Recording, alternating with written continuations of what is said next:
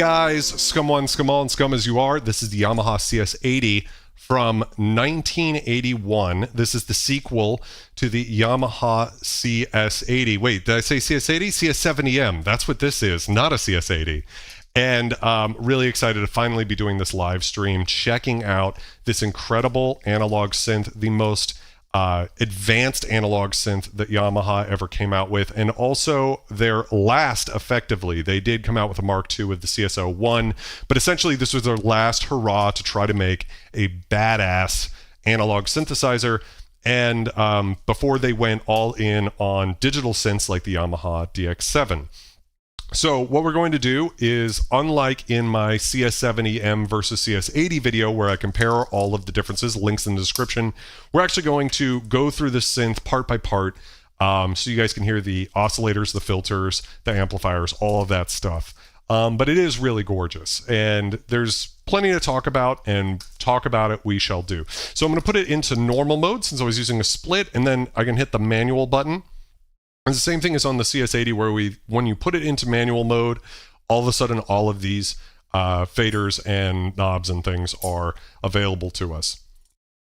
So let's start off with just, we kind of need to reset it though, because it's like manual mode on any synth, where now this is exactly what we're hearing. It doesn't start with an init preset sort of a thing. So I'm going to just turn the depth down, the resonance down, cut off all the way up, move us over to a sawtooth wave. It defaults to a square wave. You can have both on at the same time. We'll start with the sawtooth. Turn the sine wave down. So that's a little weird thing about the CS series from Yamaha, is that they add a sine wave oscillator post filter. We'll get into all of that. I'm going to turn the attack decay down, sustain up, release almost all the way down. We can actually turn the volume up a bit. Right now, the LFO is not routed to anything because none of these knobs buttons are on, but you can see that we can route the LFO to all four of those things at once. Here's our second LFO, our global LFO, also not routed to anything. Our feet and balance and brilliance, these all need to be controlled as well. So I'm going to zero these guys out and bring these down to 16 feet. And we're hearing two oscillators right now. And the reason we're hearing two oscillators is because, just like the CS80, this is an inherently bitimbral synth. What that means is that it's always two voices at the same time. And you might be thinking to yourself, well, wait, I only see one set of controls. It's a lot of controls, but only one. Well, we can program separately or together this. We also have a polyphonic sequencer, all sorts of shit to get into as the stream progresses. But essentially, when I have it in this mode right now, it's controlling both oscillators, and we control the detune right over here.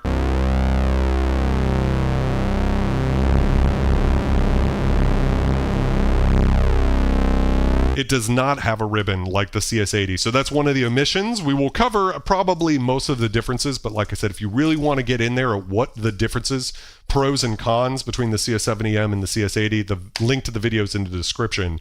But you can hear that even if I get the detune like dialed in perfectly,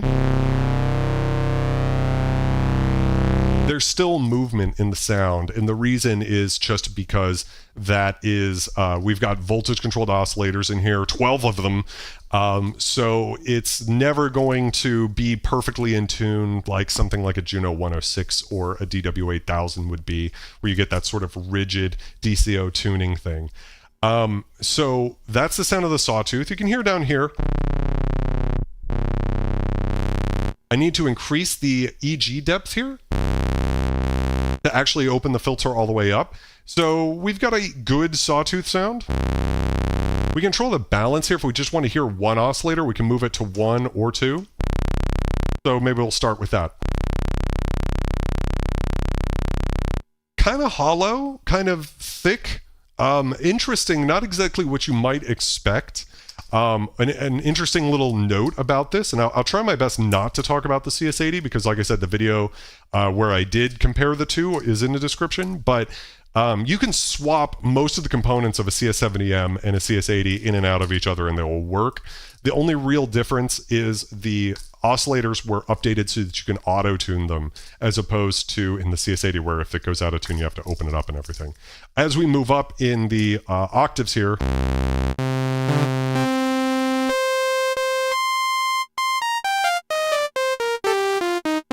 how would you guys characterize the sound of that? I'm going to play some chords.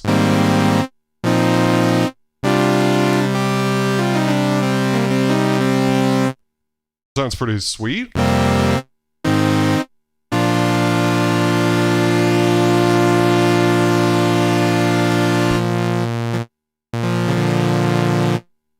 up here and do.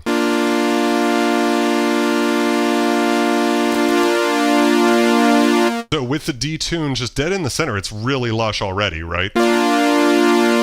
You're basically not going to get a dry sound out of this. It's always going to sound lush, but you can take it further.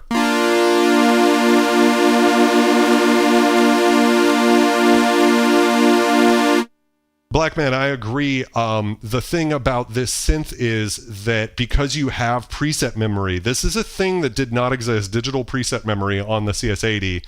You had 4 little Volkified versions of the CS-80 in the upper left-hand corner here, and you had to use like tweezers to like try to get your sounds close.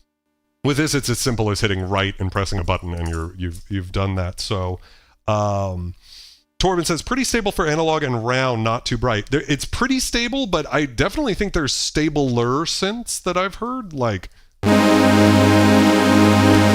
you could get pretty nasty pretty quick. The voices are far enough apart and blend in and out of each other that you can very quickly get a sound that's lush. You don't really need, again, the detune's pretty much centered out.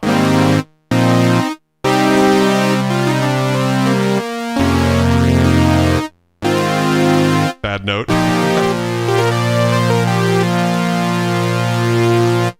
And then, of course, it can get real.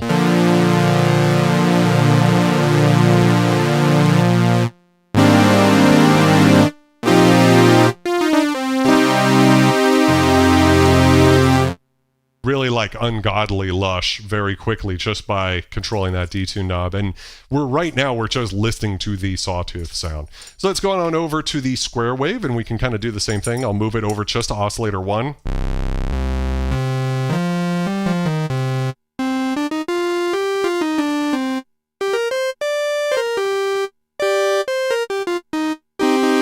Johnny, it sounds awesome with reverb and delay. Big shout outs to Inktomi, my free reverb plugin. Links also in the description.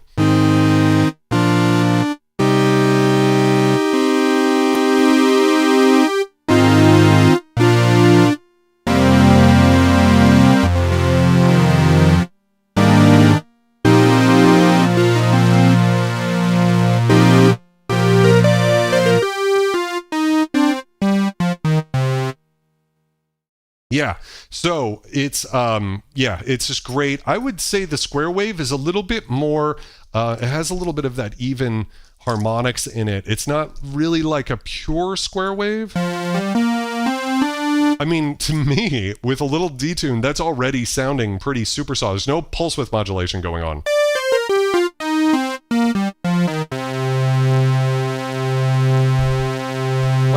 You have to actually introduce some pulse width modulation or something to get a square wave that sounds that lush. But yeah, it's pretty...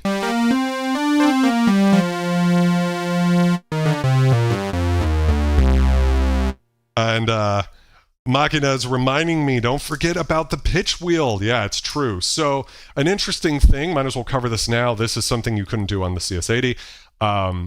Is we have an octave, fifth, and third switch here. I don't know why every synth doesn't have something like this, but we can also route the pitch and modulation just to one of the oscillators or not. So...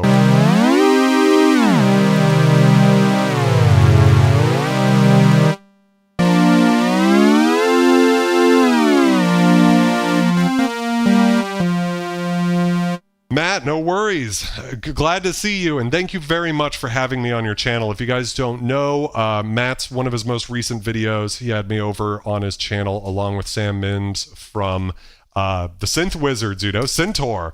And so that was just such an honor. So thank you very much, Matt. I appreciate you so very much. But yeah, anyways, it's so easy to get lost here before we've even begun to explore this thing. So that's the sound of the square wave. We can actually turn the sawtooth and square wave on at the same time, so it's kind of like a Juno in that sense.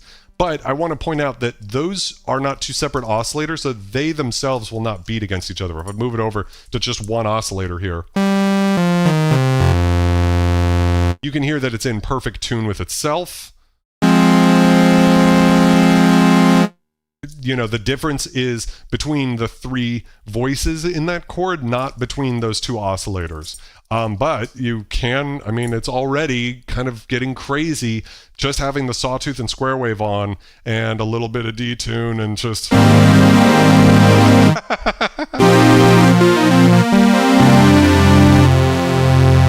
feel like I'm clipping a bit.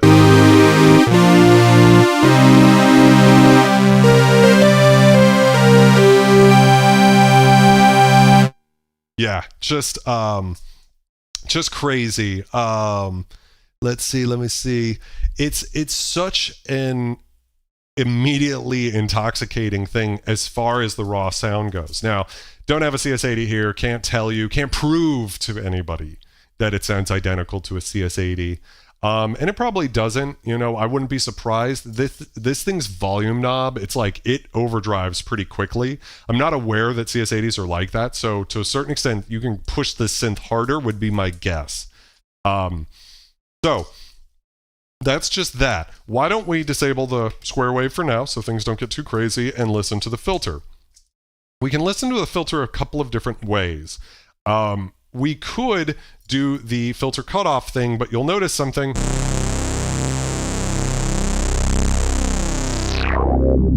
We've got, you know, good old stepping.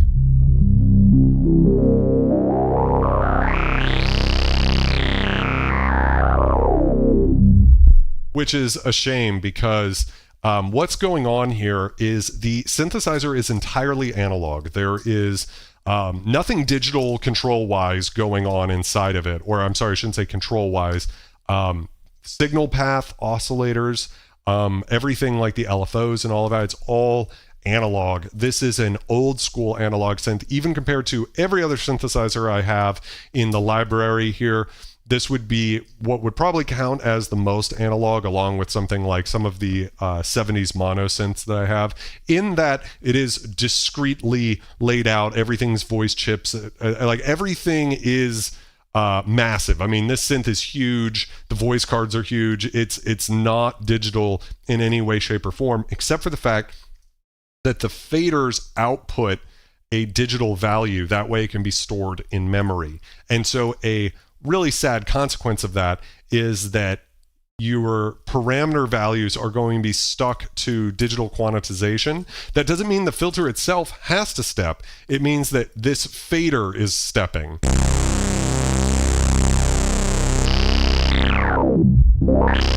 Which is, you know, what it is. It's nothing you can necessarily avoid. But for listening to the filter, it's not difficult to add some attack and decay. And I'm going to bring the sustain now. Now, there's only one thing that doesn't work on this synth, and that's the lowest level of the sustain here was missed by the tech who did this for me. I can't bring this sustain level all the way to 0, or else it does wonky things. So I have to bring it down to 4/5. The way the faders are designed, they have like 5 outputs on them, and that 5th one is fucked up. So otherwise, this synth is in incredible condition. So we should be able to hear now.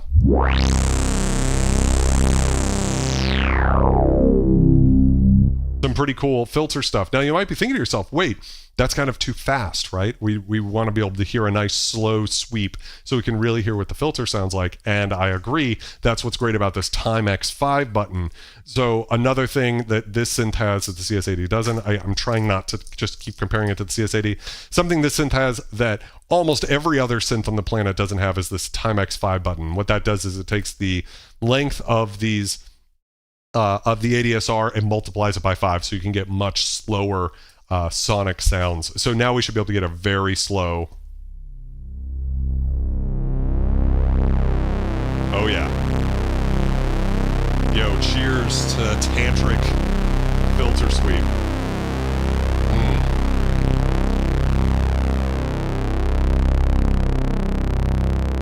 I'm going to decrease the decay time just so that it doesn't take too long.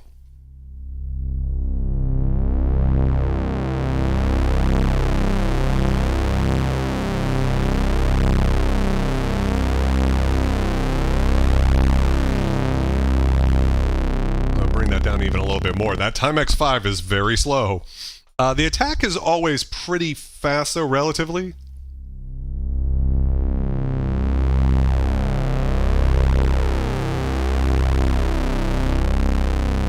Tantric AF. I agree. There we go. I'm trying to get it. Maybe the EG depth is too far or whatever. But anyways, Dubstation asks, can you assign the filter cutoff to the mod wheel? No. Not exactly. So the way I get around it is I have a Neova ring controller, and you can use MIDI. So just by doing a gesture or something, you can build into this synth that. In fact, I might as well run and grab that real quick. What the fuck? I mean, I don't. So filter cutoff to the aftertouch. No. So that's like one of the travesties of this synthesizer is on the CS-80, you could route aftertouch to brilliance, which you cannot do. You can use a controller. So like, you know,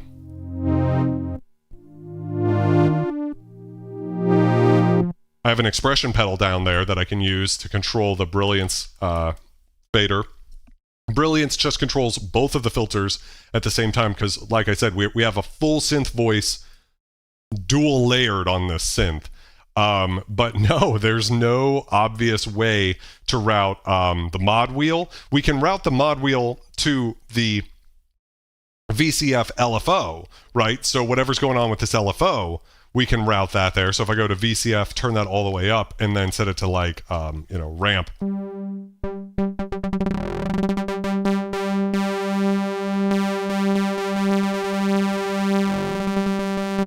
You know, we can get that sort of a sound, but we can't just route, you know, aftertouch to brilliance or anything like that, or mod wheel to the cutoff. And that's a really crazy thing for them to have omitted on the synthesizer. But anyways, let's take a second just to check out how the synth sounds. We've been listening to the filter cutoff sweep at with no resonance. Let's hear it with some resonance.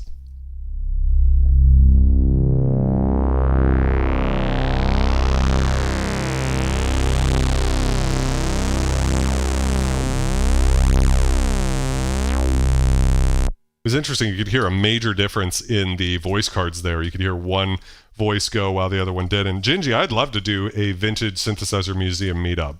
That would be phenomenal. So we'll have to set that up. I'll probably be out in California at some point.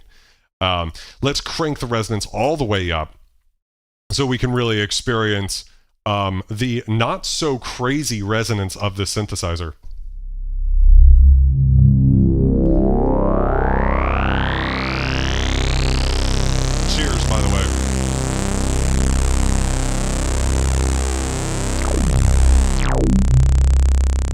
Interesting how long it takes to get up there all the way. I wonder if the EG depth, if I just bring...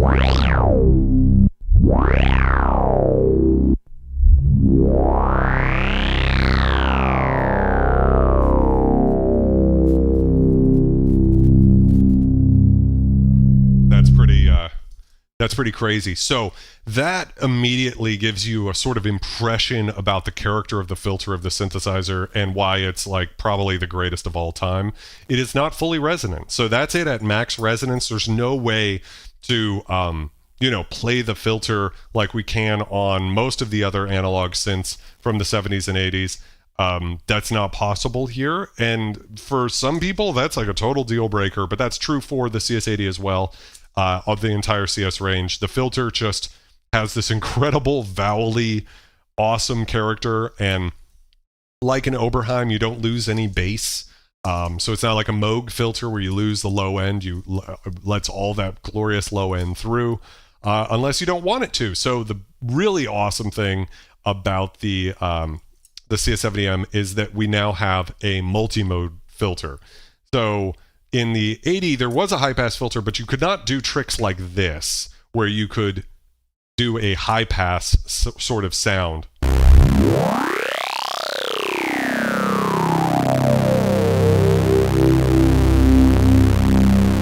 Right? I mean, just...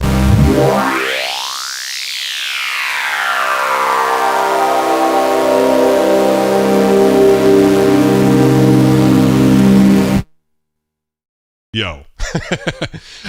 Or the really critical thing is, although there was a high pass with resonance on the CS80, what you couldn't do is invert the envelopes. You sort of could, because there was an attack level and an initial level slider, but you couldn't get as extreme as completely flipping the envelope so that you can do this sound. Like, that type of thing is not possible on a CS80 whatsoever. Let's add some release so we can get some really, shenanigans going here, so.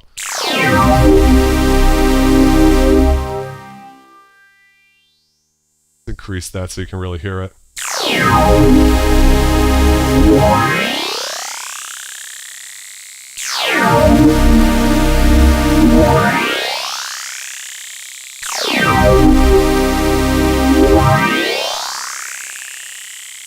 What the hell,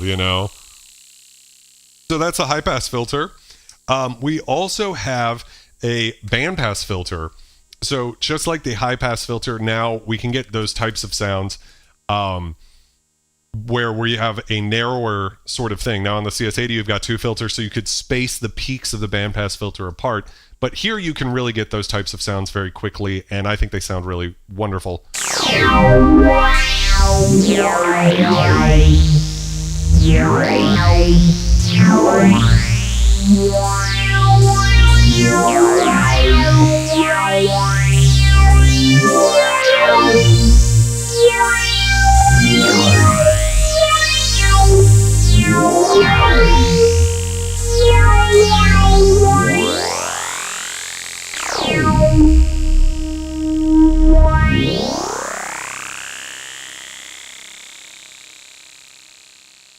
So the fact that you can do that with the, I think it's really important actually that you can invert those envelopes, because otherwise you're kind of stuck in this territory, which is also cool.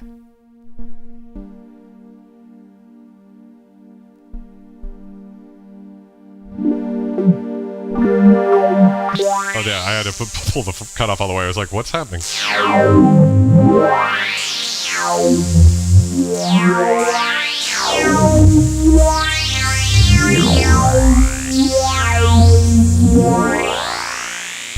So yeah, it's intensely vowely, and that's cool. But for high pass and band pass, I quite like to, be able to invert that and be able to get those types of sounds. I just think it's gorgeous.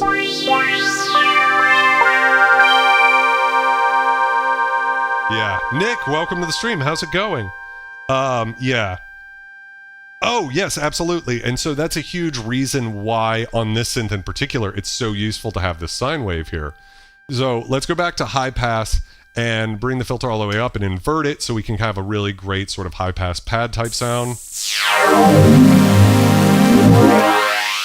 Right.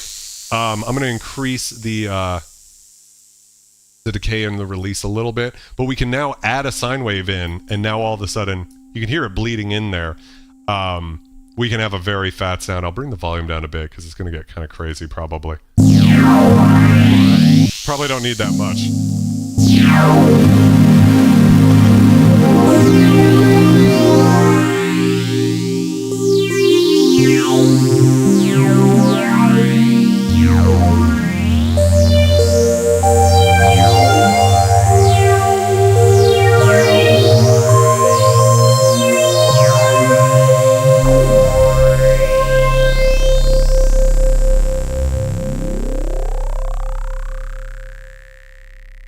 The character of the resonance, Jean-Francois, is just like, it's mind-bending. Yeah, so you don't need very much at all. And in fact, you can, of course, turn the oscillators off, and we can skip the filter and the first two VCOs entirely and just listen to the sine wave, which on its own is very nice.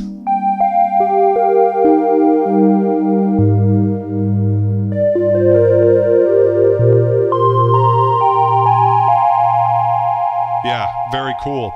And over here on the feet section, for instance, we could bring this up a bit and then bring oscillator 2 up a fifth. And start to get sort of into the territory of FM bells. But there's no FM going on, it just sort of sounds like that.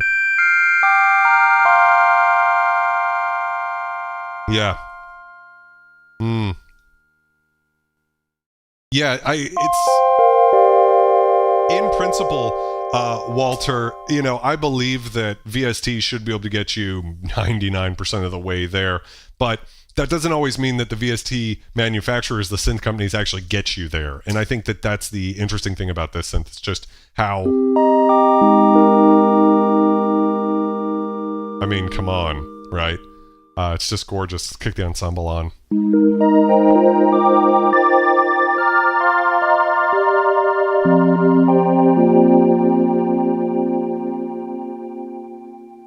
We've had a really great ensemble on this synth. I'm blanking on the name, but there's a guy right now who's been putting out a lot of really great videos on the CS80. He just did a comparison with the Arturia CS80V, and you know, he was saying, it was like, the CS80's chorus sucks. Like, it's not great. This has a really great ensemble chorus, although it is mono. Everything we're listening to right now is in mono too. If you want to hear how it sounds in stereo, links in the description to my video comparing it with the CS80. I thought to do this live stream in a mono situation because things get kind of wonky when you involve the ring modulator in stereo, because it's only routed to the first layer, not the second. So if you put one layer on the left side and one on the right, it's whatever. So if you want to hear how it sounds, a lot of the sounds in that video are in stereo, but I decided to do this one the way it, you know, this way, because I think a lot of people will probably, if you had to pick one, you'd probably leave it in mono just so that you don't have to think about the ring modulator. But what I will say is go listen to that video, because the high pass and the band pass stuff in stereo is pretty crazy. The rest of the time, I don't really need it to be. I'm fine with mono because, you know, you just throw a chorus pedal on it or something like that. But the differences in each voice card's filter sounds so huge when you really crank the resonance. So that's a thing. Yeah, it sounds very good. So that's the sine wave. You can hear that it's not, you know, truly like the purest sine wave. It's got quite a lot going on in it. So back to basics here. We're back to nothing, right? Not really. We can add some noise. Can you hear how crazy that resonance is? Without it.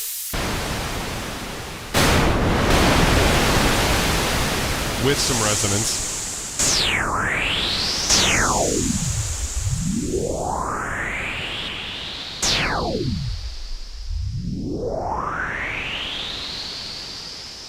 I am using Reaper, big fan. So that's a thing as well. Just while we're here on the oscillator section, and point out it adds a very nice, the noise does sound good. Then again, it's noise. I mean, I don't know how much there is to say about it. Let's go back to just the oscillator section. So we'll turn the noise off. We'll go back to the square wave. I'm going to dial down the release time so it's not... We'll add a little bit, but not too crazy, just for these examples, and probably turn the volume up a bit. Okay, that's how that sounds. We can increase the...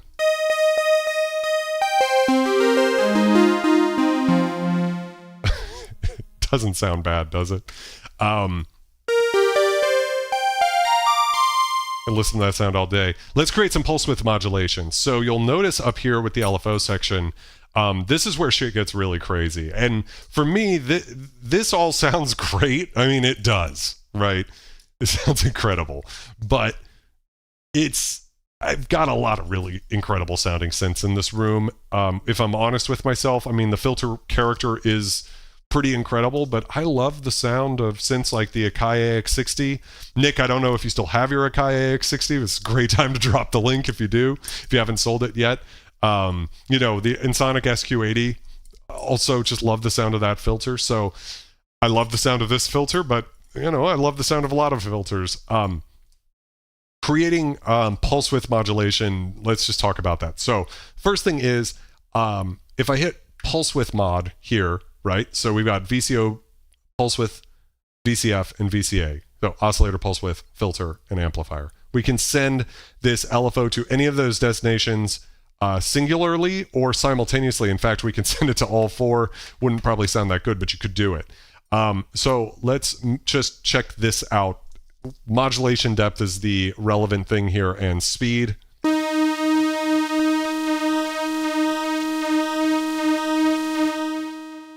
Now you'll notice an interesting thing. Because I haven't pressed destination 1 and 2, it's only sending the this LFO to layer 1, so the top layer. Hitting 1 and 2, we'll be able to hear that, unlike on the CS80, we can go through 0 with the pulse width modulation.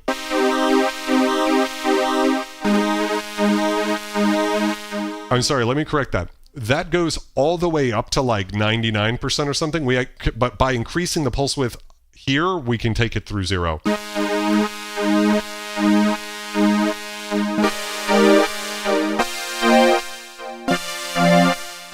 We're pretty close anyways.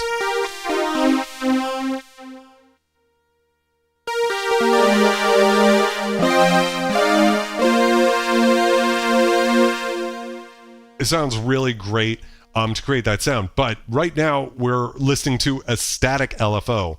So on the CS80, you had a ring modulator which had attack and decay. Now the entire LFO has attack and decay, not just that. So what I'm going to do is just kind of put these at kind of 50% values and increase the EG depth, and you'll be able to hear. Whoa. Let's increase those further.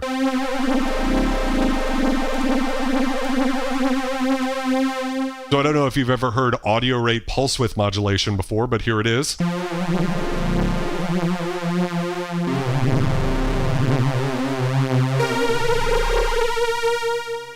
You're hearing some intermodular distortion that sounds like ring modulation, but it's not. You hear that big bass swirl that's showing up.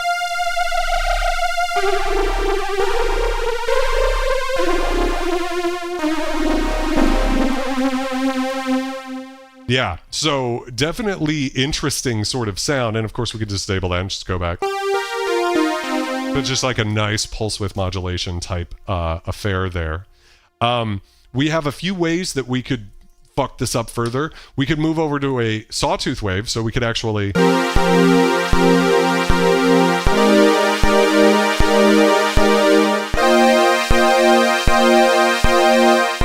Such a shame that it's so clicky, because otherwise I probably would use it more.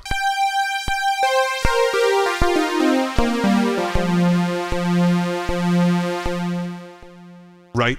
But it's interesting and useful sort of a thing. We also have Glide Plus and Glide Negative. With these work as basically ramp generators that are most useful if you think about them as they apply to pitch. So you could use these to be able to do dive bombs and you know, the CS80 could do this like sort of like slide up to the note sound. Right, but we've got attack and decay, so it's not just that. We could use just the decay, right? And we could make like, so here's something you can't do on the CS80. You can't make a kick drum.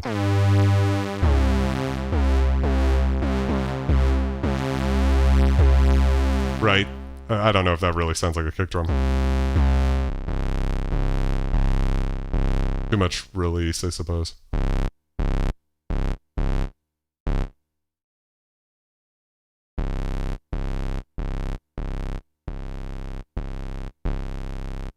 I don't know. Right, and then we could use the EG depth here.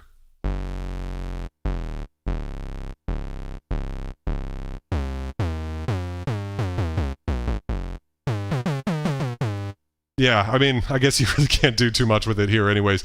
The point of all of that was just to point out that you can now use something like that, but on pulse width modulation, which is an interesting thing, so...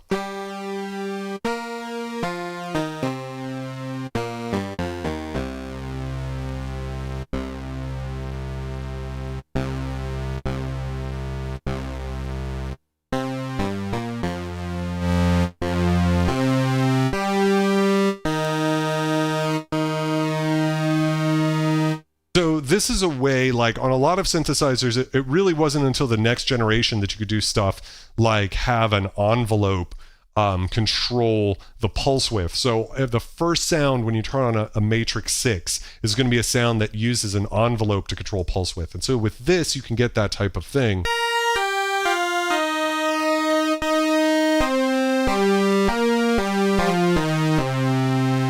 Where you're getting some movement that's sort of like a filter sweep sort of sound, because it's not an LFO where it's going just looping, right?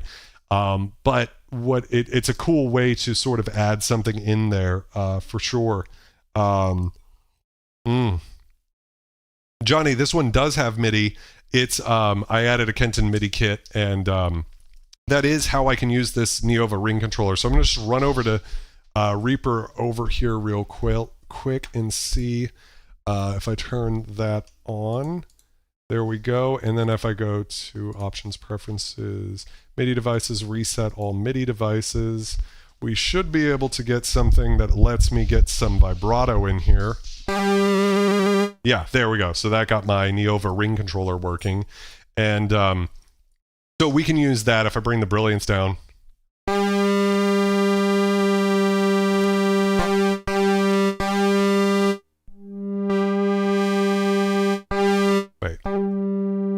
Where is it? I don't know. I don't know why I'm not getting any brilliance control, but you can hear the vibrato. You know, for what it's worth. Anyways, so the MIDI is going in there. Walter asks, this is microprocessor controlled, right? So I want to be careful about that. So the digital side of this synthesizer relates to the patch storage. And the faders and things like that output digital values. So unlike most other analog synths, even synths like the Prophet 5, for instance, I think I'm correct in saying this, the fader was analog, sending out an analog value, and then when you went to save a sound, it would look up what that value is and then save that value. And that's an interesting thing on a synth like the Prophet 5, because you could dial in very minute differences, hit the save button, and then when you pull the sound back, it's not going to sound exactly the same, because those differences, what it can actually save, will get rounded to a value that it can save in there. With this synth, for worse, in my opinion, but there, you know, it's more of a you will always get what you get sort of situation. But as you move the again, the easiest way is just to hear the extreme cutoff.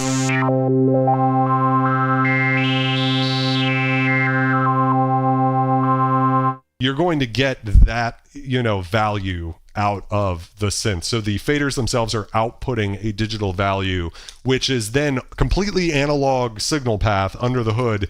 It's not, you know, and earlier when we were doing the filter sweeps, you could hear that it's very smooth and buttery. There's no jumping or stepping when you're using the LFO or a VCA or something like that. But the value of the faders themselves output digitally. And so what that means is, again, like on a Prophet 5, for instance, let's say I dialed in a sound in between these two harmonics that the filter is picking up.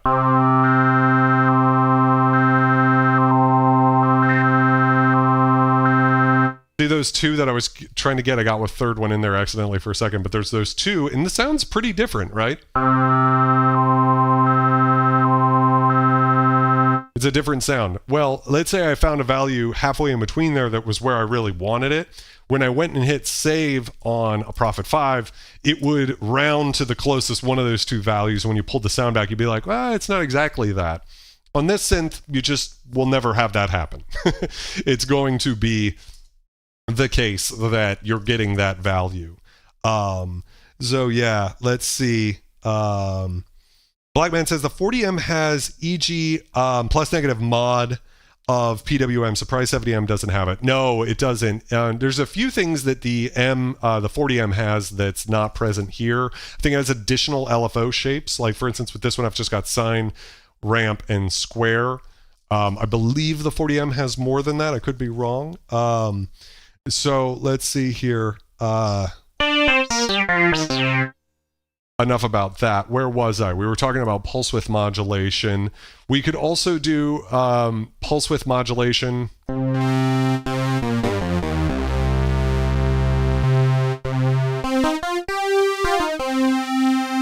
Instead of glide plus, we could use sample and hold.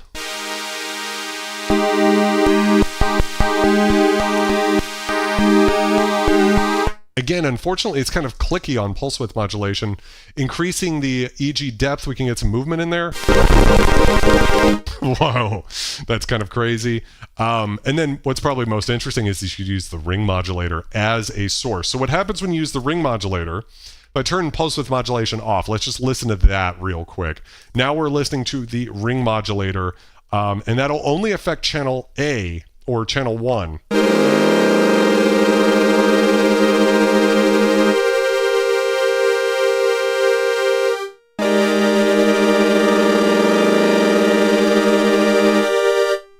You know, and we could kind of get this type of thing.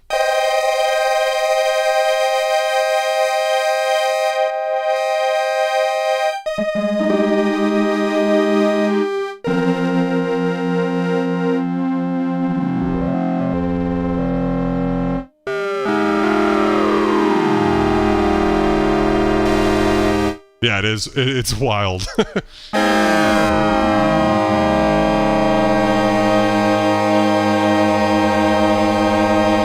It's so crazy. Yeah, but you could take this to pretty extreme places.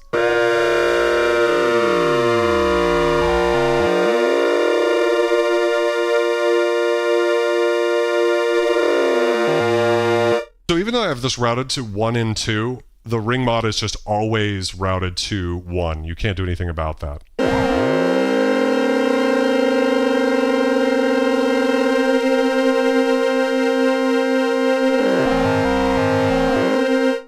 It's really beautiful and awesome. We could spend all day. Now, I have the balance at halfway. If we want to hear just the ring mod, we have to move over there.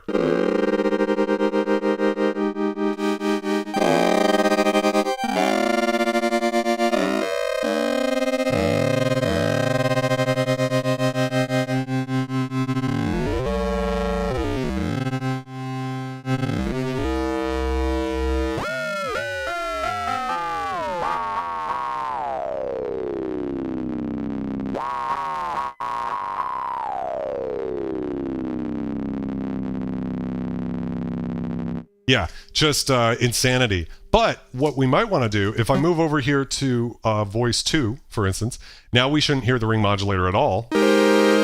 Just the saw wave, right? Or sorry, square wave. And no pulse width adjustment because pulse width is at 50 and I haven't done anything. Moving it over to layer 2, we can actually use the ring modulator without hearing the ring modulator to adjust the pulse width modulation. So here's that.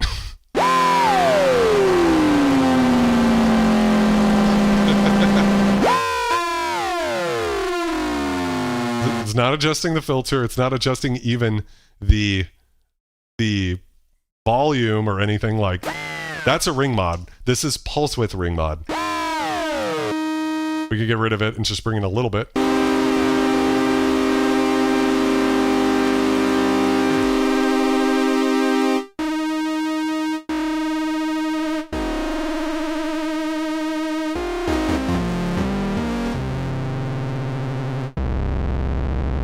Really something different than what you've probably heard.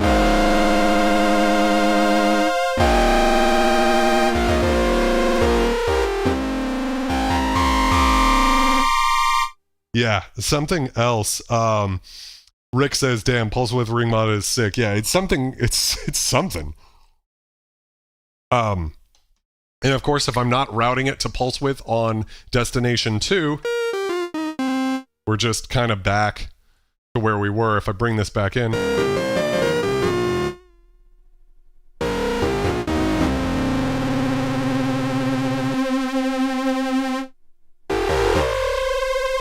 Yeah, just kind of a surreal thing you can do. And so on the CS-80, you just had a ring modulator. I think most people watching this stream will know, but a ring modulator is essentially just an LFO being routed to the amplifier. So one thing is that right now we're listening to the synth in mono. If we were listening in stereo, channel 1 would be going to the left speaker or headphone ear, and channel 2 would be going to the right. If we had it set up that way, it would be very weird because the ring modulator would be in the left ear and then the right ear would be totally normal. But what we can do to get around that is actually just route the LFO to the amplifier, because that's what a ring modulator is anyways. And so just to prove that, here's the sound. And this is where the glory happens, in my opinion. I think this sounds beautiful.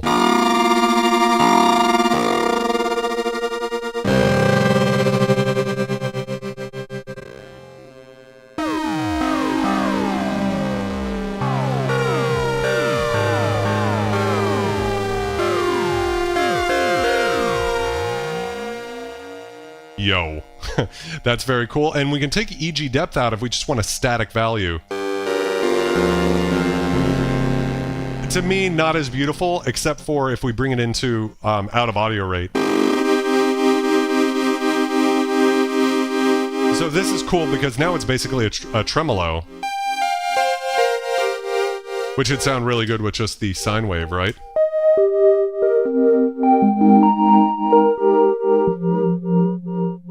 Bring in a little bit of both, maybe. Little sine wave square situation, like a sort of dreamy, almost like well, we're getting some interesting pitchy stuff in there too, which is great. As we bring in EG depth, we can start to get kind of like a ring mod type thing going.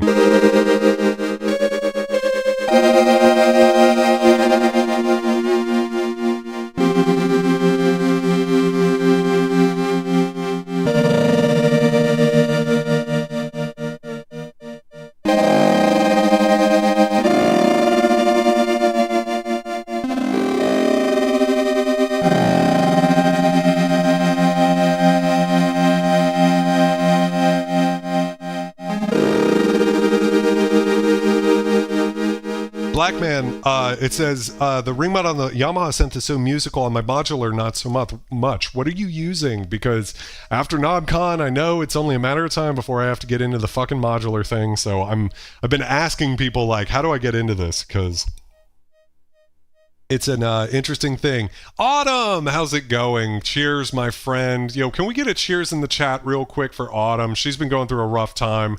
So I just want to say I appreciate you so much, Autumn, for being my friend for all of these years and for your continued support. Thank you very much, my friend. Can I get some scum cheers in the chat? Love you, Autumn. The dragon. Alcohol. It's a very good thing. Except when it's not, right? So yeah, and I'm sorry, I should have pointed this out too. We could also just be using the sine wave of the LFO. Get really choppy type sounds here.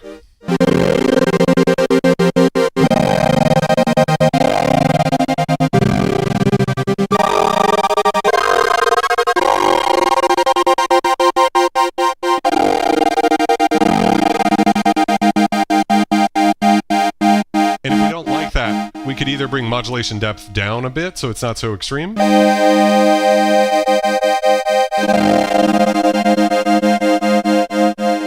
we could leave it extreme but just route it to one of the voices, not both, right?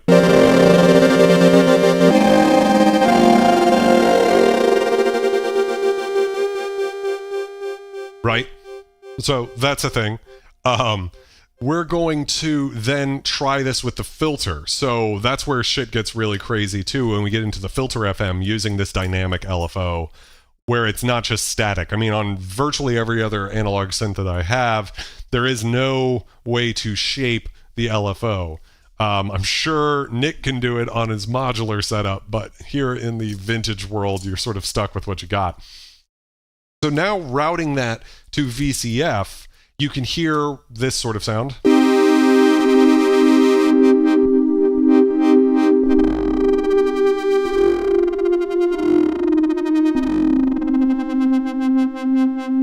We could do this with high pass too, right? You know?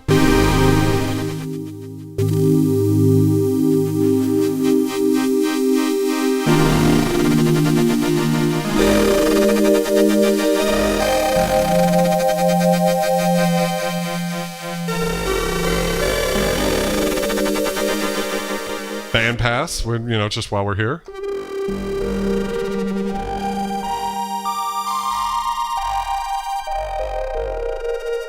really interesting sorts of sounds. Walter says, put some holy water on that synth. It's nasty. Yeah, it just gets crazy quick. Anyways, back to just like a low pass sound.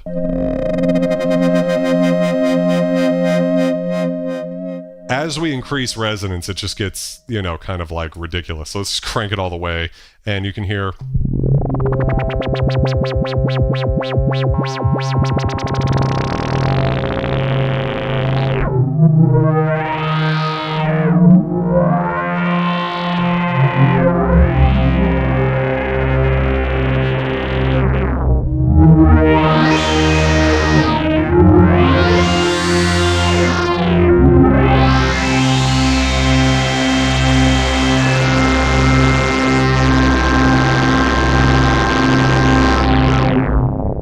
To put that on both voices. Sorry, it's about to get even crazier. So here we go.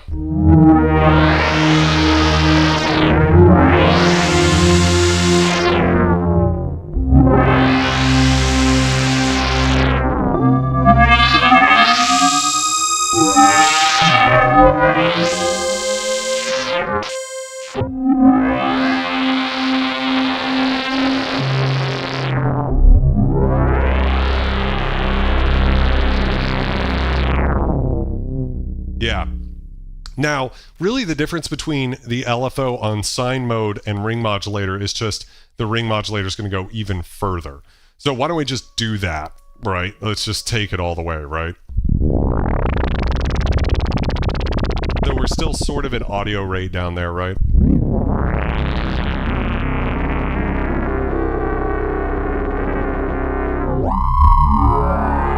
Now we take it into that range, you know, where it gets, you know, just...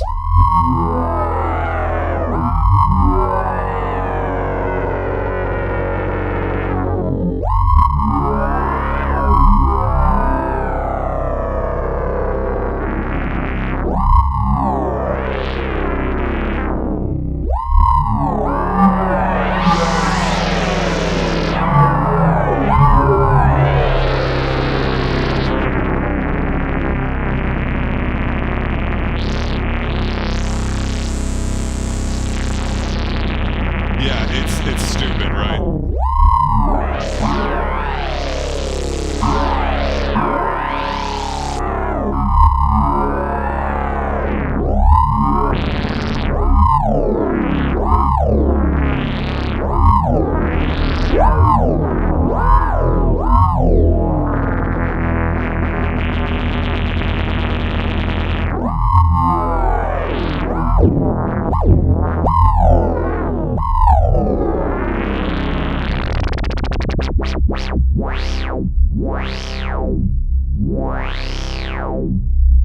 What's up, mind idiot? Yes, so yeah, it's just, you could just get lost with like stuff like the filter FM and all of that.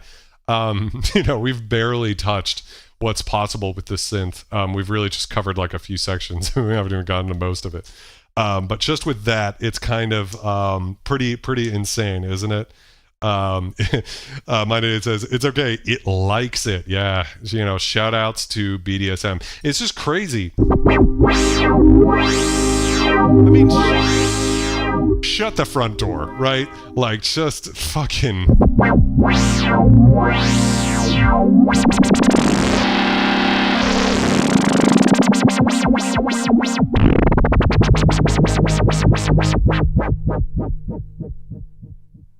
So, is this synth worth $20,000?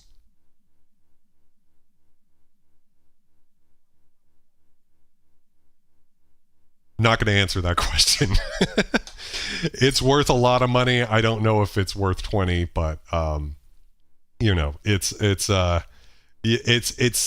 something special. And these are types of sounds that you can't get on a CS-80. I would just like to point that out, you know. And that's one of the reasons I wanted to do a live stream like this, where we really got to hang out and kind of dig into it more, because that CS70M versus CS-80 video was so long already, just talking about the differences, that I wasn't able to even really highlight what's so great about this synth. Why don't we move over to sample and hold and use that to control the filter. So let's see where we're at, just as a starting point.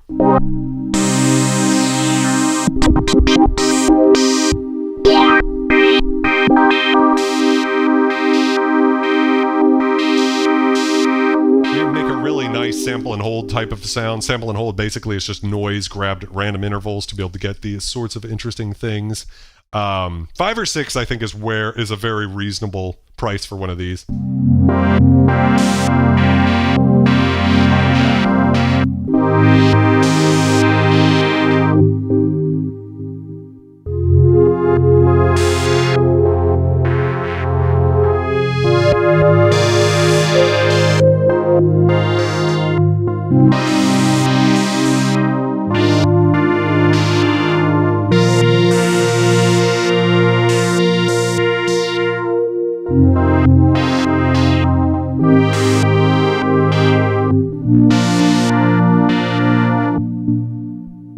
No sample and hold on a CS-80. But where it gets interesting is, of course, once again, when we add in some of that EG depth, so we can kind of hear how that sample and hold like sped up really fast.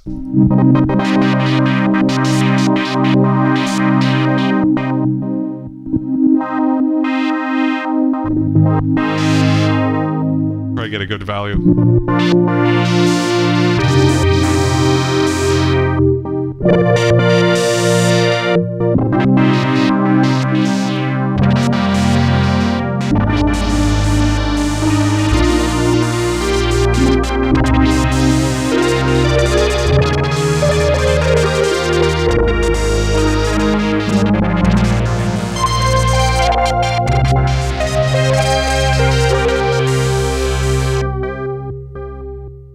Yeah, this is more my speed than any other mono synth, not naming any names, yeah.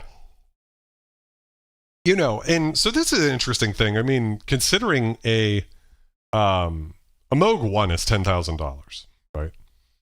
You know, and if you could get one of these for $10,000, which would you prefer? Now, on one level, that's a stupid question, right? Like the Moog Modular, obviously, or sorry, not Moog Modular, Moog 1 is going to have, you know, just so much more you can do with it, right? It's just such a flexible synth. However, for me, having something that sounds like this, that's completely unique, to my ears, is something that I find exciting sonically. You know, you could get there. I think any synth, though, that's costing more than, let's say, $3,000. I mean, $3,000 is a lot of money for a lot of people, for most people, I think. And you can get some pretty incredible synths. We were talking about the Arturia Polybrute before the stream was starting, and you know, that's a synth you get for $3K, and it's amazing. Chord Prologue was like, you get one of those used nowadays for something crazy. You know, Mini Freak by Arturia, Sequential Take 5, all very reasonably priced synths. So is there any reason to ever spend more than $3,000 on a synthesizer nowadays?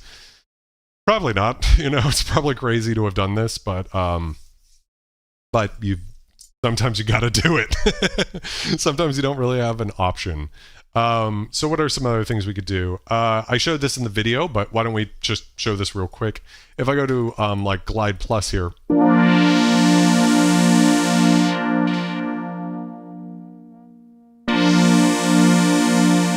We can kind of create like a...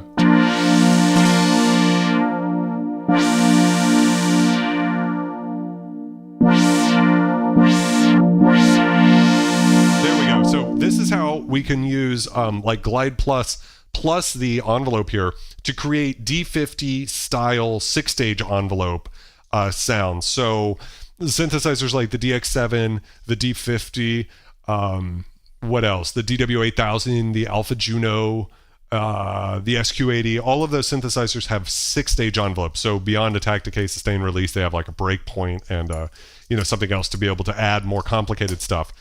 So again, something you couldn't do on the CS-80 is create a sound that, you know, can do these more complex envelope shapes.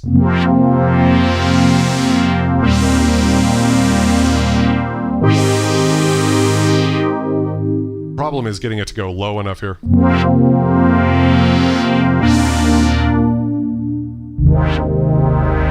So see how it's going wow, wow, right? Those types of sounds, you can't do it with an ADSR.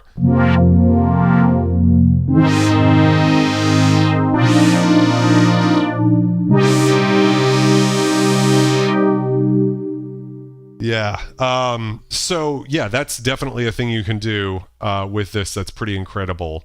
Let's see, what else is going on that I haven't touched on? We got a hold button here, so just...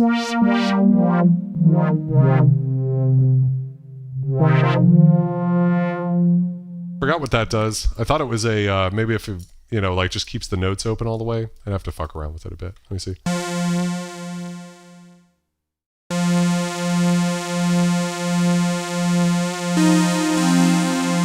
Right, so that's like a, you know, a way that you can create drones, but you can also do that with the sustain slider. So if I turn that up all the way,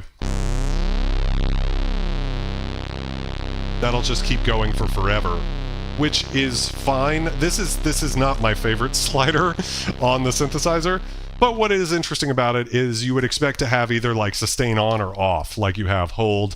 Arp Odyssey has something like this. With this, we can get half sustain value. So if you're using a pedal, you can sort of get sustain, but not all really.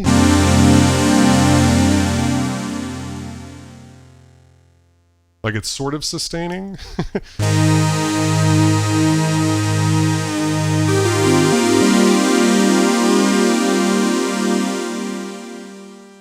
But you have like control over that as opposed... For me, I would be fine if this slider wasn't here because I've got enough control with the VCA, what have you. But yeah. So let's see. Blackman says, what about the sequencer? So yeah, we can talk about that for a second. So there's a few ways to use the sequencer. Let's talk about the kind of... let's start with just the if you're good at playing sort of a thing. So we're gonna put the synth into...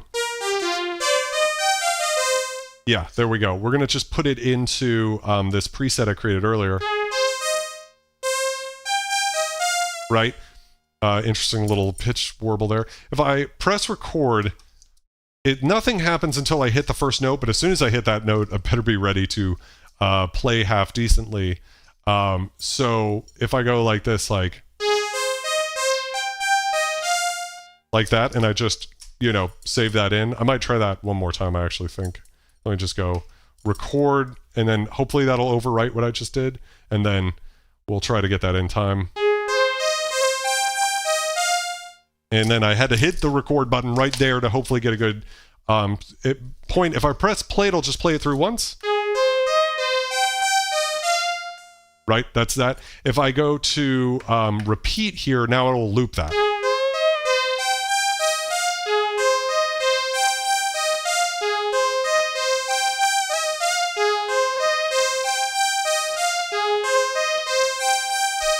And, sorry, I should have mentioned this too. Right now we're in a mode where we're locked into the sound, but if I was on manual mode here, which I can go back to anytime I want, and press play.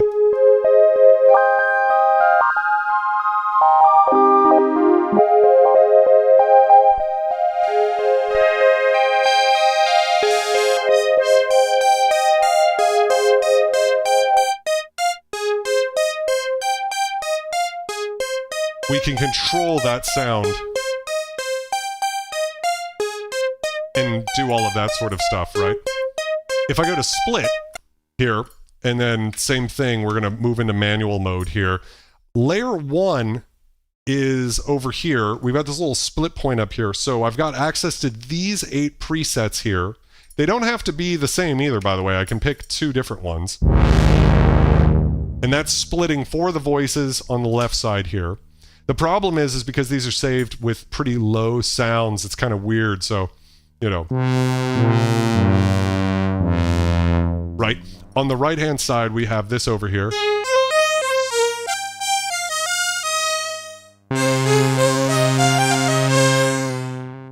Getting some interesting little pitch fluctuations in there. I think it's just because the synth's kind of hot.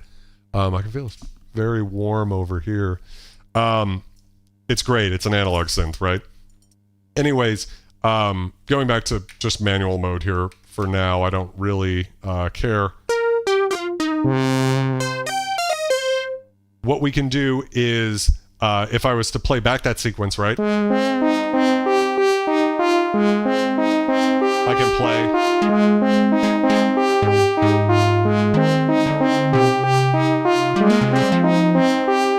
That type of thing. You go back to normal mode and back into manual here just for this example.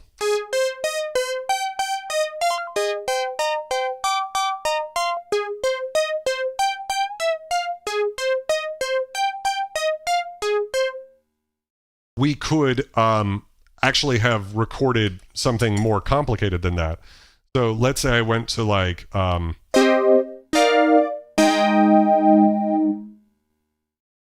so that should hopefully loop, and if I go to repeat, we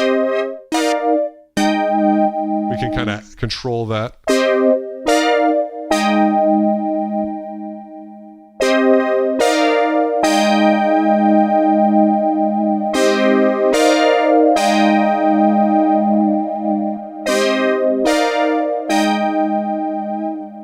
So that just keeps looping, and then we can play stuff over that.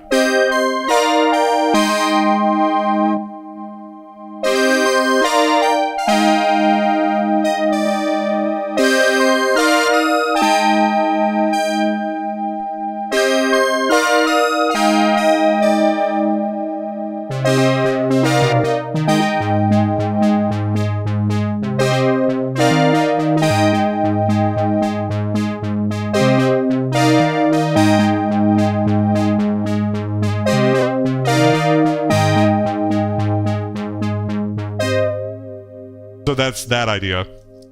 We could take this further by loading in a new sequence. So if I go over here to record and just I'm on B now and I hit record in again. So, and I go.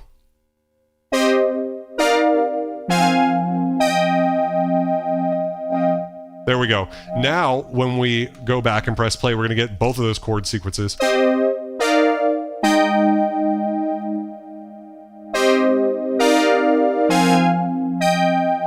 Yeah, getting a little pitch fluctuation in there. It's interesting. I don't know what's causing that. It's probably just the synth has heated up a little too much. But so now we can have multiple chord sequences, and we still have control over that, right?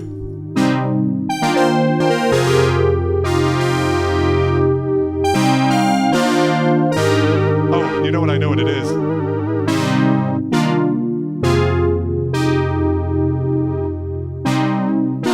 That I have this Neova ring controller on. Gerald, so it's not that, it's that I'm moving my finger and this is routing to vibrato. So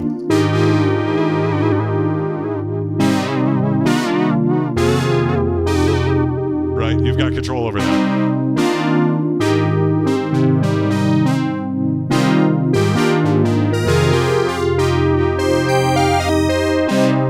Right. That's one way you could use the you could use this, right? Sorry, so when I'm like waving my hands, gesticulating, it's like bending the pitch of the synthesizer.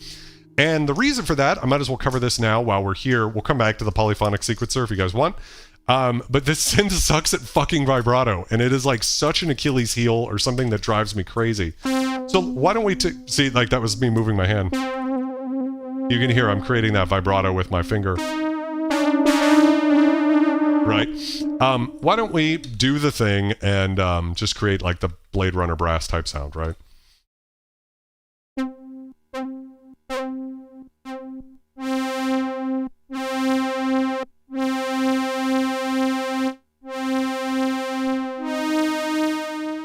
What are the notes for that? It's right, so we have kind of like roughly Blade Runner brass. It would be probably more in tune than that.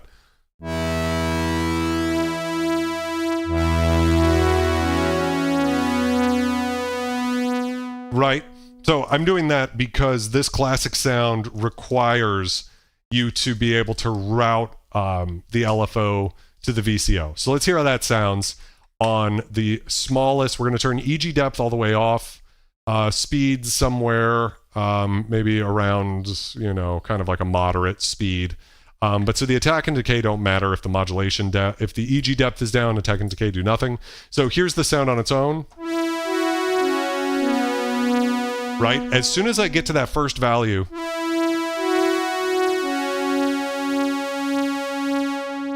on 1 and 2,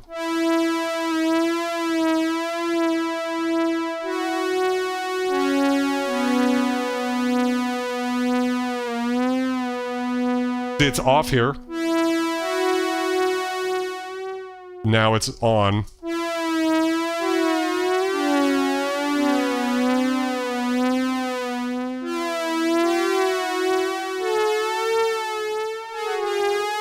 You can hear how seasick it is. And what it is that for whatever reason, when they design this synth, they're sending the same voltage, control voltage, from the LFO to the VCO as you would to the VCF and the VCA, which is fine for the VCA, for instance, and the VCF, because you need a good amount.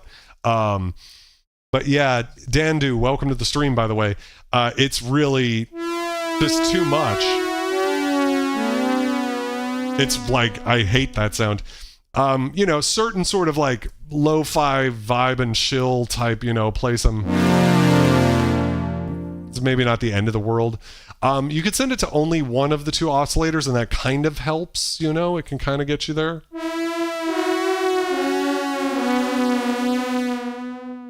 But it's still like, then it's got its own sort of sound, you know.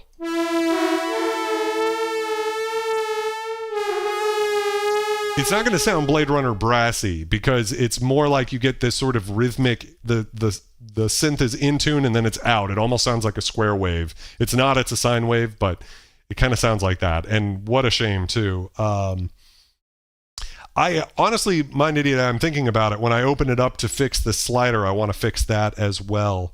Johnny, thank you very much. I appreciate it. Yes, I do have a sale right now on the D50 sound set here, by the way, which is the synth down here. If you want some of this, you know, some good old D50 sounds. You know, why don't I just pull one of these up real quick so you guys can hear what these sound like. We'll see if I can still play, you know. Yeah.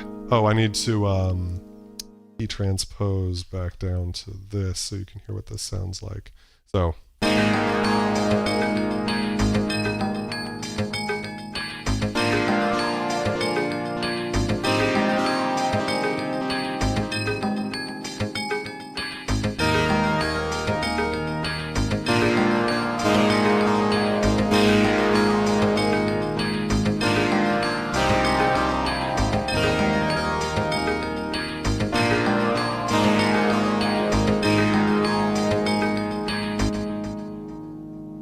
Yeah, so the D50 sounds really amazing, and my patch library for this just came out.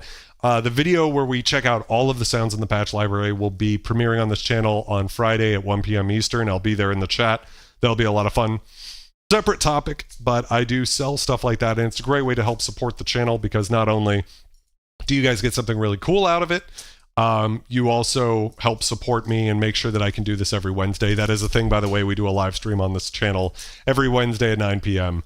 So anyways, back to the synthesizer. This VCO is a major issue. So the way I got around that is with this Neova ring.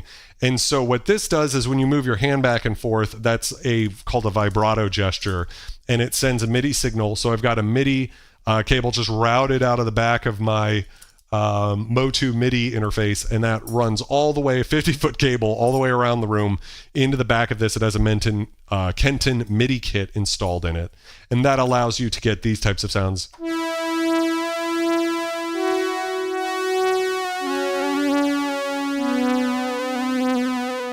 Right, so you can get some vibrato in there if you want. Yeah. 01 says, I wish they still made that. Yes, they don't. Neova went out of business, unfortunately. To me, they seemed like the more premium version of the Genki ring, which is why I went for it. But you can get a Genki ring on Amazon, and they're not that expensive.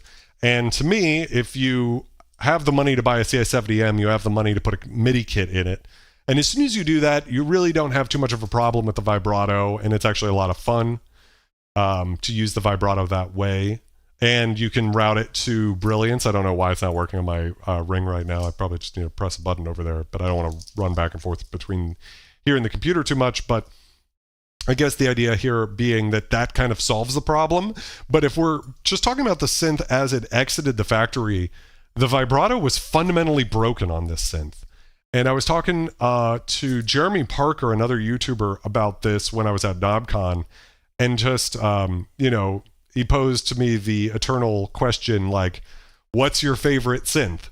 And part of me would like to say the CS70M because of all of the things you've heard tonight so far, how incredible the filter sounds and all the cool things you can do with the LFO, etc., etc. But truthfully, the fact that you can't get a fucking decent vibrato out of the synthesizer, $20,000 fucking dollars. The fucking cheapest synths in this room, the Quai K1, the Alpha Juno, the DW8000, the Quai K3, no problem doing vibrato, right? It's just like a basic thing you would expect every stupid fucking synthesizer to do. You cannot buy a synthesizer nowadays that can't do a basic vibrato. So the fact that this left the factory like this, and like vibrato is a big deal. You need to be able to do it sometimes. Insane to me. Now, the beautiful detune, I mean, it's like, do you need to do oscillator vibrato all that much with such gorgeous detune? I mean, like...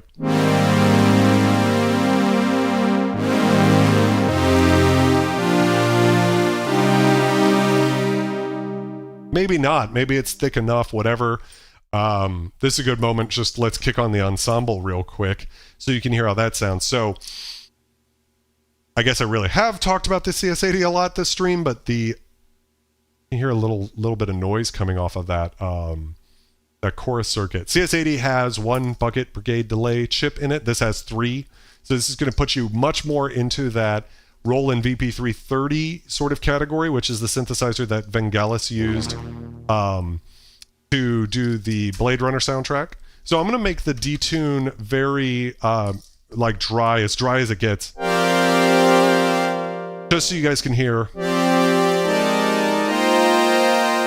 I've got a 5th up on the second oscillator, just so it's like boring, so when you kick the ensemble on.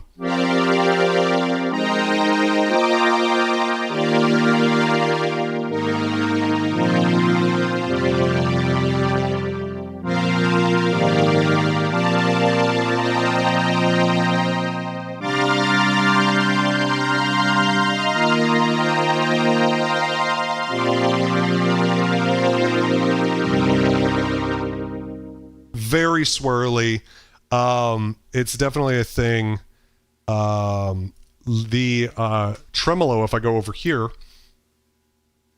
I really love the tremolo on this synth. I don't know how it compares with the one on the CS80, but to me it sounds like a phaser. It doesn't sound like a tremolo at all.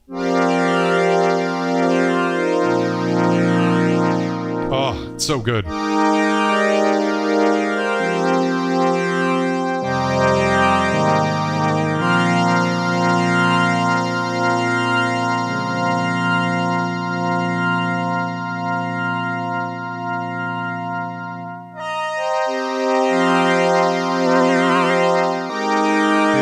That little vibrato in there, you know.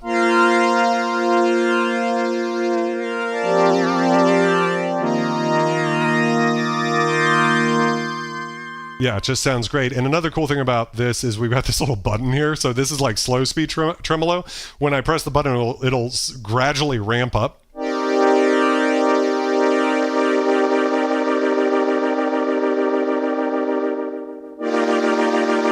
And then as you press it again, it slows down. It's a very strange feature, but I kind of love it.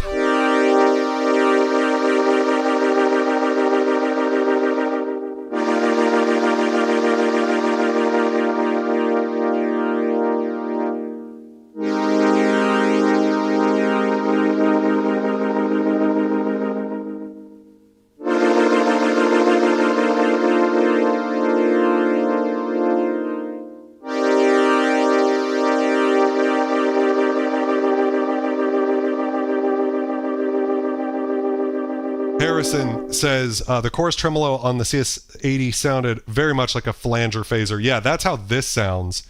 Let's see.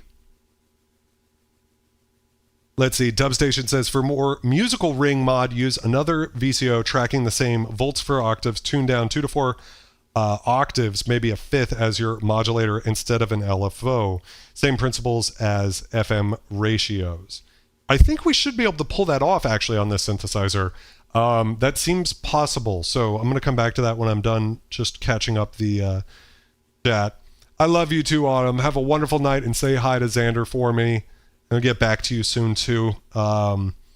Yes, Aquatic. I did this stream deliberately without Inktomi on because I just felt like this synth deserves to be able to, for you guys to be able to hear it just completely raw. But we could throw some reverb and additional chorus on it. And it just gets crazy.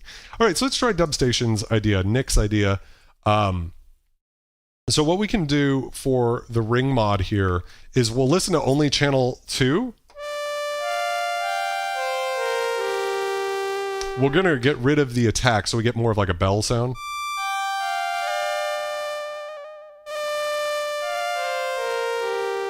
When you hear those glitches, I think that's because I have this like kind of not calibrated beautifully. But that's the ring, not the synth.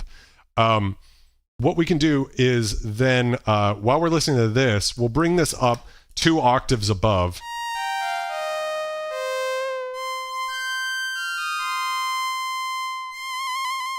Right?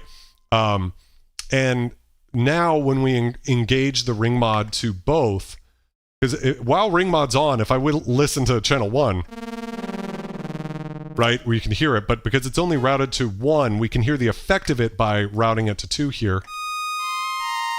And if we route that to, say, the amplifier, what were you saying to use it? Let's try routing it to the amplifier.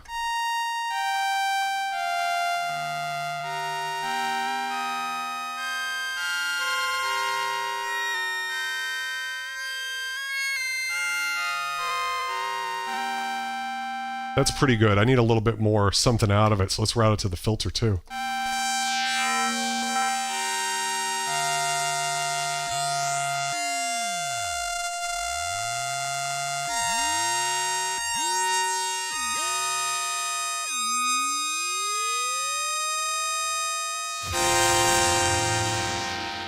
Yo, thanks for subscribing, Harrison. I appreciate it.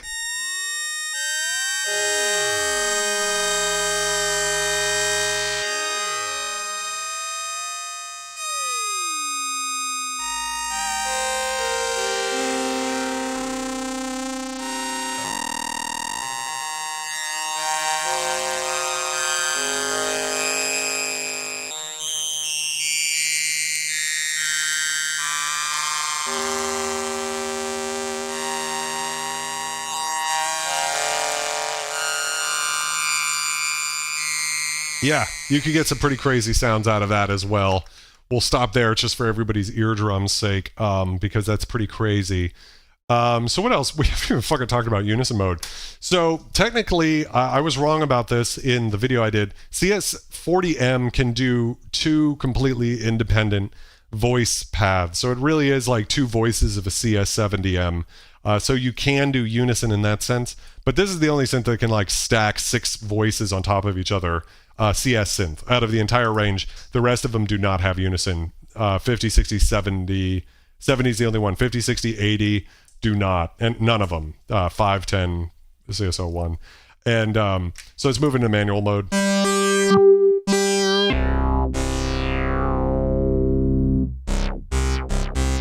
So that's unison.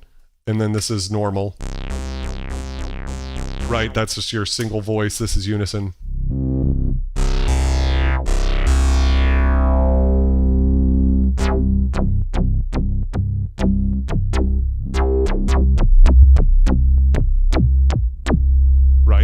And so what we can do with this is get some pretty crazy filter sweeps.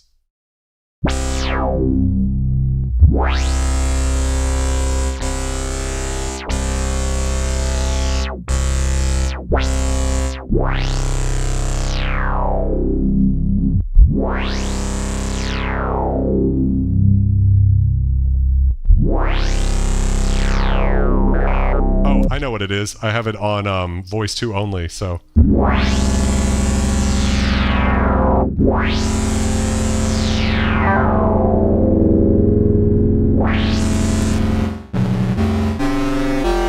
Oh, I have the ring modulator on. I was like, what is fucking happening? Get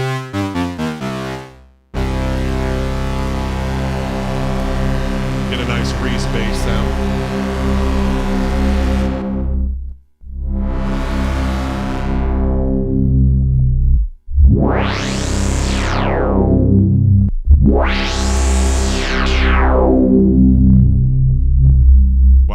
Yeah, so you get pretty crazy.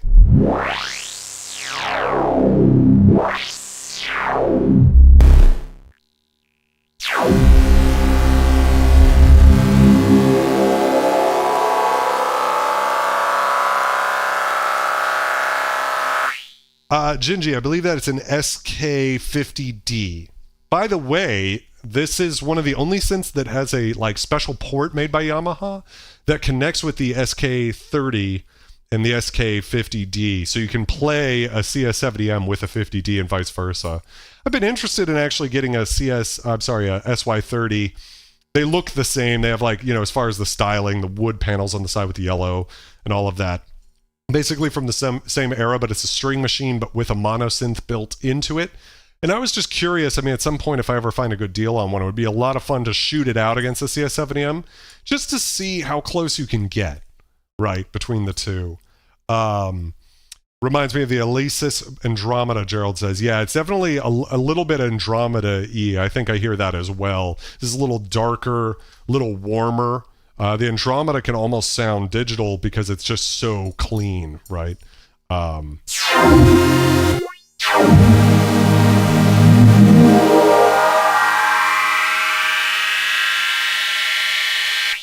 Yeah, so it's pretty crazy. What else we have? We have glissando, right? So we can actually, you know, put the mode into...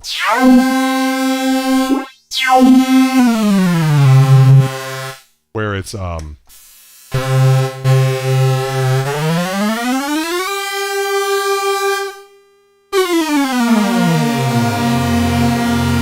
know, it's instead of sliding up, it's actually hitting every note along the way.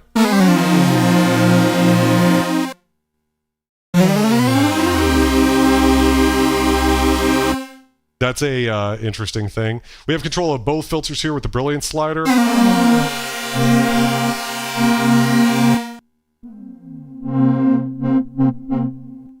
I also have an expression pedal routed to that, so you can control it. And that's very smooth, by the way.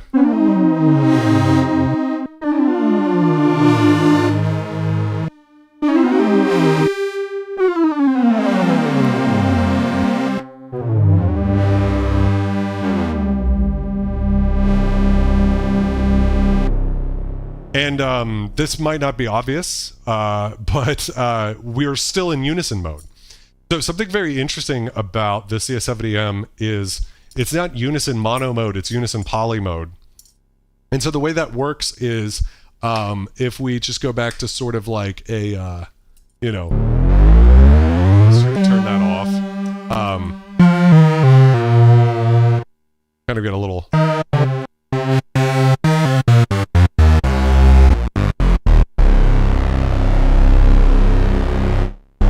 kind of like a Reese type sound, right? When we are hitting one note at a time, we're hearing all 6 voices, 12 VCOs stacked on top of each other.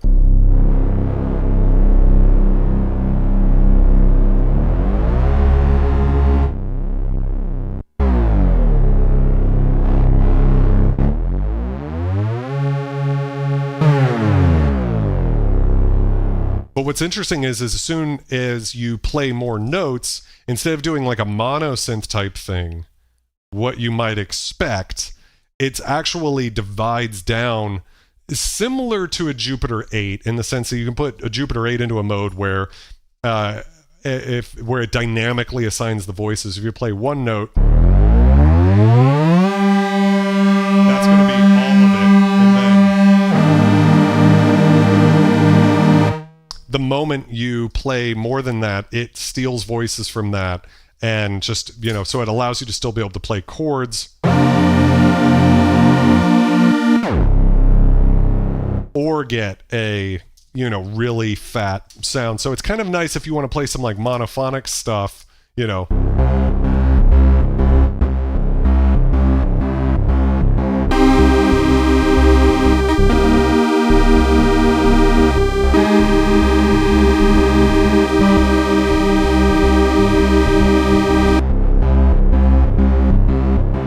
So you could hear in that example that I just played that when I'm playing just the bass line, it sounds really fat. The moment I play a chord, the bass line gets neutered pretty hard.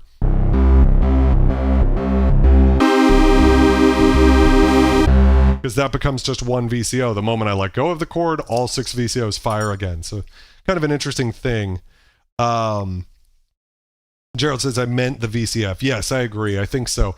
So that's a deep dive into, we've covered most of the synthesizer. We haven't even mentioned over here, but this whole time we've been using the channel LFO, but we can actually use, because we've been using like both layers stacked.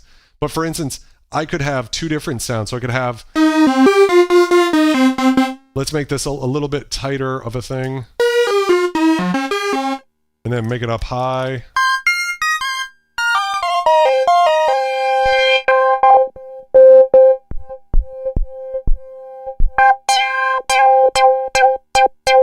And bring the volume down.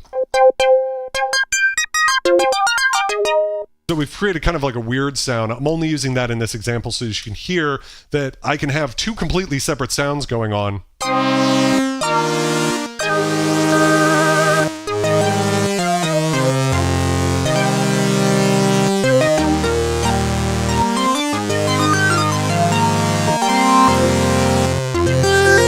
And control over that.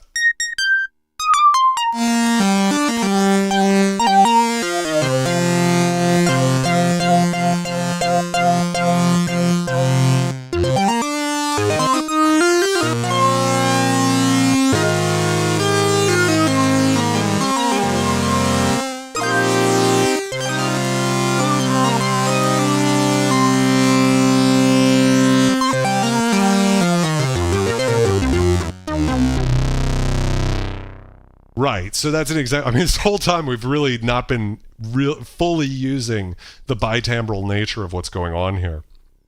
Right. Let's go ahead and put this back into manual mode. I'm going to take it out of normal, so whenever you move modes, you have to go around. So let's hear what we have.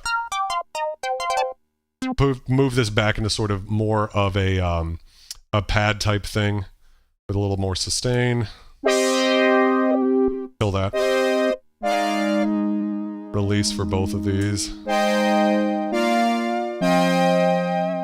Remember, the vibrato is just coming from the ring as I'm moving my hands around quickly. What was I going to do? It just blanked on. I had a plan. Oh, let's create some interesting 2 different modulation sources at once type situation. So let's first move the modulation wheel over to 2 over here. I don't know how well you can see that on the stream, but basically I'm selecting this is only going to channel 2. In this case, it's the same voice, right? So, but if I set that to control the VCF, for instance, we can use the sawtooth wave to modulate the filter, so we can get a kind of a plucky sound. If I move the bounce all the way over to 2, you'll hear that it's...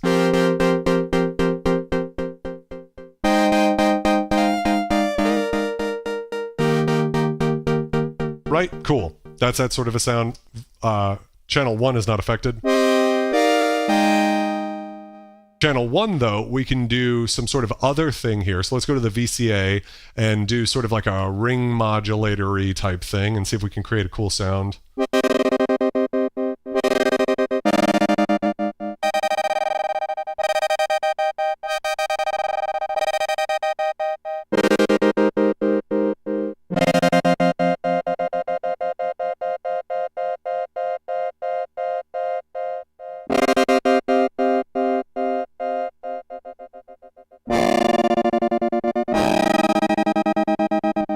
So that sounds really cool. What I'm going to do is dial the modulation back so that it's not so extreme.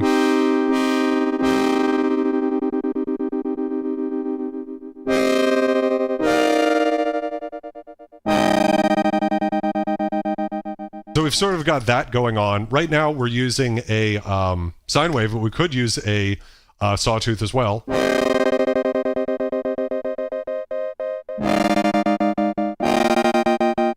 So now we have the VCA, or we could do the LFO, or I'm sorry, the filter.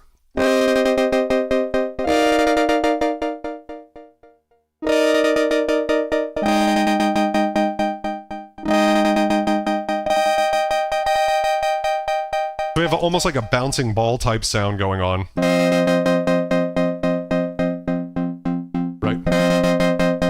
which is pretty cool. Now what we can do is when we blend the two, we've got a dynamic LFO with a sawtooth shape affecting the filter, and then we have a static LFO affecting the shape of channel 2's filter, because we have two filters going on at once here, and so we can get kind of this sound.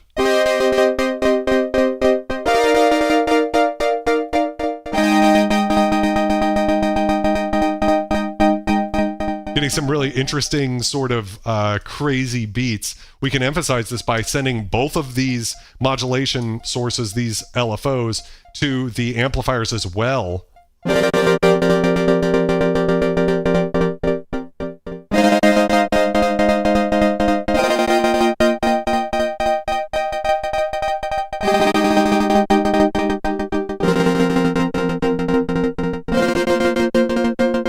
This is this interesting thing where when you set these LFOs, you sort of tweak both of them. You have a fine control here too if you want to really...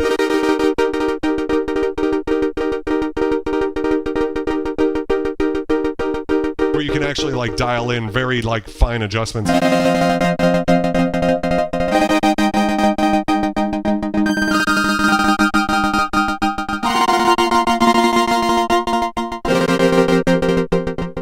And we saved that sequence earlier, so if I go to play now, we've got this sound. And we control the tempo here. We can slow it down actually.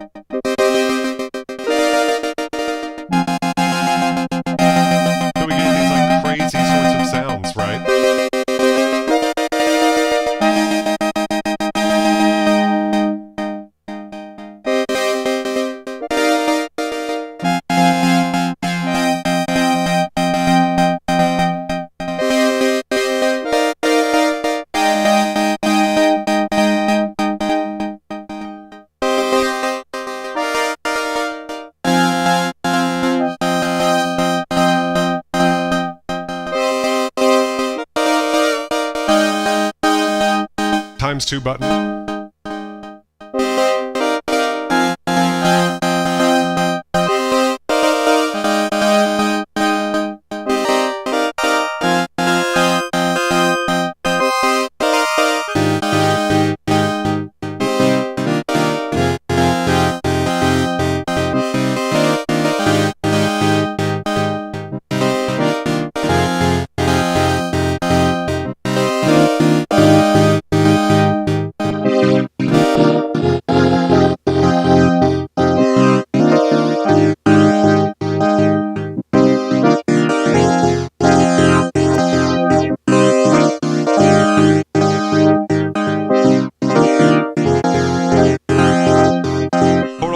Welcome, Dead Man Walking, welcome.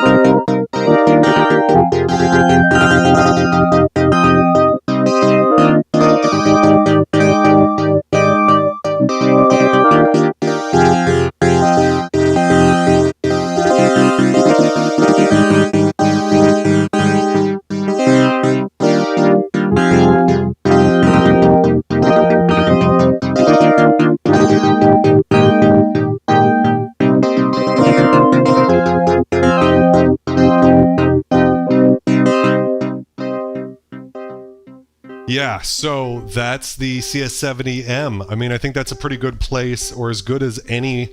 Unfortunately, I could spend all night hanging out with you guys over here and chatting about synthesizers. You know, so yeah, definitely one of those things. For me, just you know, an incredible instrument. It's just, I'd spend all night with it for sure.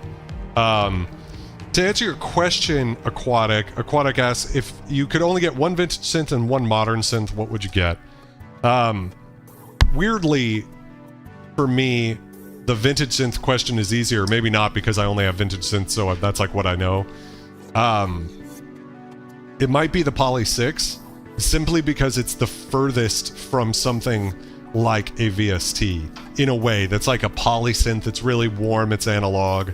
But truthfully, I don't know that I like looking around the room. Yeah, the Poly 6 probably. I mean, the Roland D50 too. I'm so sorry. I should really highlight that. The D50, just for me, I think it's just a special instrument. I just don't understand why it sounds so good. And I think they got really lucky, as well as they did an incredible job with it. Then they went for it. Thank you very much, Parbs. I wish I had an Andromeda too. Troy, who lent me the X5, and the Blofeld has an Andromeda, and it's pretty crazy. So, yeah, but, you know, I don't really know that which one it would be. It's tough. I'm sorry to not be able to answer it very well. My answers change. The Polyvox is never leaving this studio. I love that thing so much. It's just, that would be the other. So it would probably be the Poly 6 and the Polyvox. That's kind of my vague answer. And I don't ever want to be without the D50 either. Those three could probably get me there, but truthfully, I haven't dug into like the Ensoniq SQ80 well enough to really know if that might be the OP synth. Yeah, modern synth, that's really tough. It might be something. It wouldn't be an OBX8. A lot of people like the Polybrood. I've been hearing about that a lot. Maybe I should check one of those out. I was pretty happy with the Korg Prologue. That was what I bought back in the day when I was buying modern synths. I thought that was the most interesting synth in the category. So, I don't know. I don't know if that answers that. Anyways, guys, this is a great chance. If you guys have any questions for me, feel free to let me know. I'd love to hear from you guys. Let me see if I can put this fucking ring back in the thing here. Yeah, I don't know. My answer's changed a bit. Would it be the CS70M? Well, if money's not an option, probably. Right? But it is. That's a really fucking expensive synthesizer. It's like an entire studio's worth of gear in price, and it's not worth that. I think you guys have just heard how awesome it can sound, but like I like to say, all of these synths sound awesome. They're all really good, and you can get a Kwai K3, for instance, for like $600, and they sound awesome. Fully variable chorus. CS70M can't do that. It's got an additive synth engine. Obviously, the 70M can't do that. It's got the SSM filters of the Poly 6 and the PPG Wave and the Prophet 5, so they sound really good. It's just an amazing synth, so that might be my my choice. Prophet 12 is amazing, yeah, so that's actually a very good answer. Nick, we were talking about that. I mean, I think that might be the greatest hybrid synth of all time, and it's kind of gotten a little forgotten recently. There was a time, maybe 5 years ago, where I think everybody was like, yeah, the Prophet 12, you know. So yeah, that's a thing. Let's see, I don't know if there's anybody else has a choice on modern synth.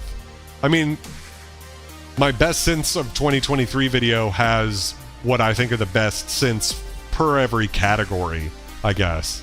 And I did put the OBX8 up there at the time. Now, I don't know that I would. I don't know. I'm more interested in. I'd be more interested in Nina at this point after checking it out at KnobCon than the OBX8. I think that's more my speed because it's kind of like the Prologue in that you've got 2 VCOs per voice plus a digital oscillator, but it's just a little bit more fully featured. So I thought that was a really cool synth too. That might be my, like, if I was going to blow a lot of money, but it's almost $4,000, which is pretty expensive. I would love I would love, love, love to try out an Andromeda, but I can't commit to it yet because I'll be honest, the demos I've heard on YouTube, the sound doesn't really seem to be my thing.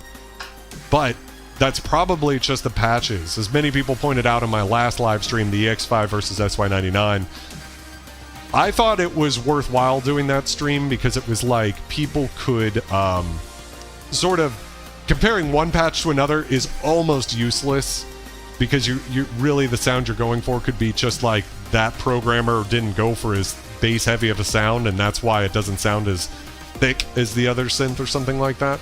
But I was hoping that in aggregate, as you listen to all of the sounds, you might be able to make a decision. But anyways, with the Andromeda, I haven't heard sounds, presets that have wowed me to the point where I'm like, oh yeah, I've got to have one of those. So I think that's my answer to that. So anyways, guys, it's been a fucking treat hanging out with you guys. Next week, I think we will finally be coming back to the JX3P and the Kwai SX240 versus stream. So that's going to be a lot of fun. Oh, you've got an A6. Well, I want to try it out so bad. I mean, I definitely want to check it out at some point. And it might be the greatest analog synth of all time. And, you know, that would be like the one synth I would get that's not vintage, right? Because it's not vintage yet. I think it'll be vintage in a couple of years, though. But anyways, yeah, Kawai SX240, very rare vintage analog synth, less than 1,000 made, and the JX3P, very common, very underrated roll-in synthesizer. So we'll do the shootout stream between those two next week. Finally, it was like 2 months ago at least that we tried to do that stream and couldn't make it happen. I wanted to make sure I gave the SX240 a very fair shake of the stick. That's next week. I'm Vulture Culture. Love and light, bitches. I'm out.